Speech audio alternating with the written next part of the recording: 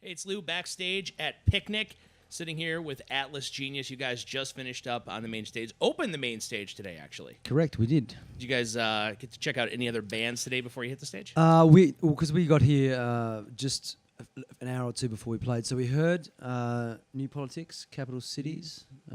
Sounded great. Yeah.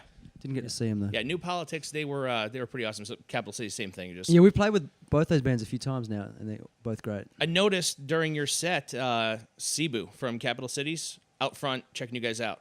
Oh, really? Yeah, he was down in the pit, just enjoying the show. Okay. Sneaky. Along with everybody else. It seems like you guys brought the good weather with you, too, by the way, when you hit the stage. I mean, this literally, sky's cleared, sun is out, it got warm. We're known for that. We're known for our weather. It's your Australian weather with you. Yeah. So, speaking of Australia, you guys, obviously you're from Australia. Haven't been back home in a while? We were back there in March for like a week. Yeah. But we're actually heading back next month for 2 weeks. We do a 2-week tour. You get to see some family and friends while you're back there? Yeah, we're only back in our hometown for about 2 or 3 days, though, which is... Yeah, why stretch it out too long? Yeah, we don't want to get too comfortable. So we're heading back for a few days. But we just go there, do the show, the tour, and then we come straight back to America. And it's winter over there right now. Well, you guys will be back in Chicago. I mean, it's like this is your second home. You guys were here for our Christmas show in December at the Aragon Ballroom. We were just talking about that. Yep. Killed it. Came back again a couple of months later to the House of Blues, right, with Imagine Dragons. Yep. So how many times have we been? Is this the fourth or fifth? We've been here a lot. It feels like home. Well, we're happy to have you. Trust me, We'd you're like back to for buy a place. Lollapalooza again, too, in August. Yep. We'll see you then. You got a pre-show happening at Shuba's, I believe. Yes. And then once more in October at the House of Blues. Like I said, you guys need to get a condo here. We do. Can we hook something up? Yeah, you actually, guys got connections? Our Jonathan Taves of the Blackhawks, who just won the Stanley Cup, he's selling his condo. Whoa. I mean, how expensive could that be? 1.7. I can get you guys in there. Maybe I get you today with the cup, too. All right, 1.7? 1.7. 3-bedroom condo downtown. Yeah, we'll do Take it. it. That's That's not fine. bad. That's a pretty solid deal. So when you guys play a show, are you more into playing like the smaller theater kind of thing, or is it the big festival kind of thing that does it for you? They're so completely different. Right. Yeah, you can't compare the two. They're completely different beasts. It's a nice, you got the nice intimate thing of a small club. People are right in your face. It's hot and sweaty. But then the big stage, it's such a buzz. Can just get kind of crazy. Yeah. Does it change your set list at all for you guys? Like a show, if you're just, it's, I don't want to say smaller theater, but a theater as opposed to like a stage here or Lollapalooza, does that affect the way you guys craft your show? Well, I think that you try and keep the show a little bit more concise when you're playing a festival and you've got limited time. Like, I think if you know you can only do this amount of songs, you don't kind of extrapolate, and there's certain sections that in our own sort of club show we might stretch out and go off on a 15-minute jazz odyssey. We don't tend to do that at a festival because you don't want to get cut off. Yeah. Pretty much. That makes sense. You're kind of you're on everybody else's schedule, so you just do what you have to do. Yeah. You did, speaking of kind of going off on your own, you did jump off the stage at one point during the show today. I did. You ended up coming right at me. Yeah. I happened to be right place, right time, and I got a great Twitter moment for Q877. You were literally right at me. And the camera can't see this, but you can see it, and that's good enough. It's glorious for those people at home. Yeah. Totally got the crowd into it. Is that something you guys always do, or is it just kind of like I like to get down and get down into the pit.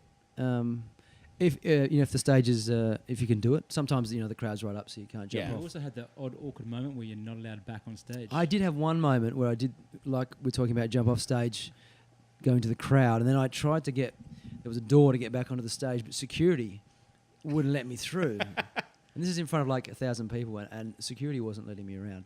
And like, dude, he's like, go back that way. And then I went back to the stage, and then the other security guy's like, no, go back to the door.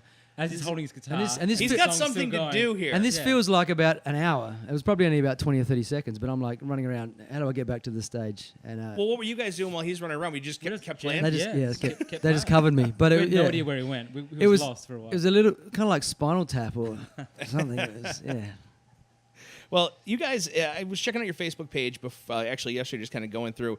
It seems like you've hit every late night show that there is out there at this point. We've got one to add to the collection. Which one's that? Conan. We're doing that Conan show. So you're going to be hitting Conan soon. We are, and then you've in a couple of months, the I believe. entire. And then we've got the set. You've got all of them. Yeah. Which one treats you guys the best when you show up? They've all been really good. I mean, they've all been good, but I do have a story about I think Leno would have been really. Leno was great, but what happened? We had this really nice dressing room backstage, and you sound check, and then you have about 3 or 4 hours before you actually play. Right. So you're sort of sitting around, you have some food, and after a while, I fell asleep in the dressing room, and then there was a knock on the dressing room door, and I Guess thought, who it was? hey, you don't. Sorry. Go on. I haven't done. Man, totally ruined the I didn't story. ruin it. No. So there's a knock on the door, and I thought it was a stagehand or someone, and it says hello in a thick American accent, and I just assumed it was one of the hands needing us for something. So I just kind of made out I was asleep and ignored it. And then we played the show later on, and he comes over after you play the song and shakes your hand. Right. He's like, yeah, I came into the dressing room before to say hello, but you were asleep. And so Jay Leno That's came your in wake-up call. to say hello, and I slept through it. So, I mean, I could have had a moment with him. And, But you got some sleep. I got some great So sleep. that's kind of a little bit of a trade-off, right? Yeah, I guess. Something else I was checking out, and speaking of like meeting famous people, that kind of thing, on your Facebook page, I saw a picture of you with Chris Novoselic from Nirvana. I mean, Yeah. it's kind of cool that you guys are still like, hey, can I get a picture with you? I mean, people are asking you for pictures, and yet you come across someone like that, and you got to stop and get a picture. That could be, I don't know, that moment was pretty surreal. Oh, I could only imagine. I mean, Nirvana, It was bizarre how it came about as well. it was. I mean, the first thing I'll say is that Nirvana has always Yeah. been one of like our favourite bands of all time. Oh yeah, And I'm then- right there with you. So we're in Portland at this hotel.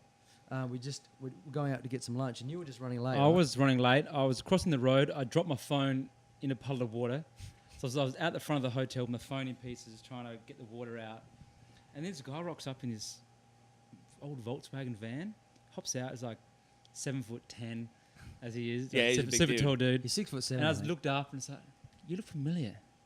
You're playing some band. And it was him. It was a weird moment. And so he comes to this restaurant that we're all at. Said, Yeah. "Oh, I just saw the Nirvana bass player, Chris Novoselic." I'm like, "Oh, damn it!" Like, a little bit envious. And then we go back to our hotel, and he's just walking out. Oh, wow. So we run into him again, and then we're like, "Hey, I've got to say hi. I'm a huge fan, and can we get a photo?" And we got chatting for a bit. But the coolest thing for us was that we said we were here for a show, and we said which band we were, and he's like, "Oh, cool, I hear you on the radio all the time." So I'm like, "Okay, that's cool." Chris That's got to be Novoselic. mind-blowing. Like, I'm Chris sure, Novoselic you is a realize band. a lot of people hear you on the radio all the time, but when someone like that was in a band that was, meant so much to you, oh, yeah, I've heard you guys. Wow, Yeah, you've heard absolutely. us? That's the craziest kind of. When I moment. saw the picture, too, I just assumed it was a show you guys were playing and he was backstage or something, typical rock star thing. But you guys are just like, oh, Yeah. man, he happened to be in our hotel. Yeah. Exactly. Yeah. That's so awesome. And he was a really sweet dude. Like he was nice. We spoke for about 5 minutes, and 5 minutes with Chris Novoselic was more than I thought I would get. That is awesome. That is awesome. Well, Keith, Michael, Atlas Genius, you guys will be back here for Lollapalooza. 2 shows Yes. then. Then you're back in October at the House of Blues. Plenty of chances to catch him if you missed him here at PIQNIQ. I'm Lou, live backstage at PIQNIQ 2013. Thanks, guys. Thank you.